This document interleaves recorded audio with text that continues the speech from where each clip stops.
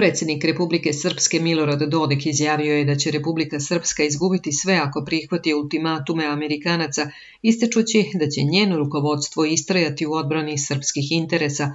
Amerikanci razgrađuju Republiku Srpsku već 30 godina putem nekih kvazi reformi i na taj način sprečavaju njen ekonomski razvoj. Ako prihvatimo njihove ultimatume, onda ćemo izgubiti sve, rekao je Dodik za televiziju Pink.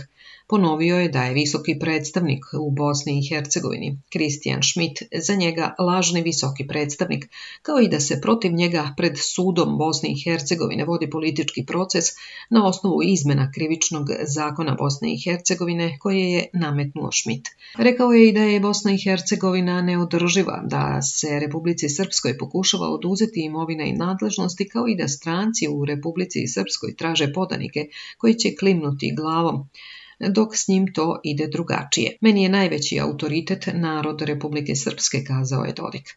Najavio je da će ići na predstojeći summit BRICS-a u Kazanju, koji će se održati od 22. do 24. oktobra.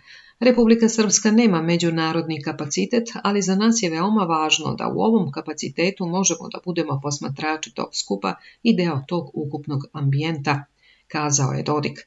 Dalje je naveo da će nastaviti da se sastaje sa ruskim predsjednikom Vladimirom Putinom, dodavši da Putin od njega nikada nije ništa zahtevao, niti ga je ucenjivao. Istakao je da teza o ruskom malignom uticaju je izmišljena, te da ako postoji nečiji maligni uticaj u regionu, onda je to jedino američki i britanski.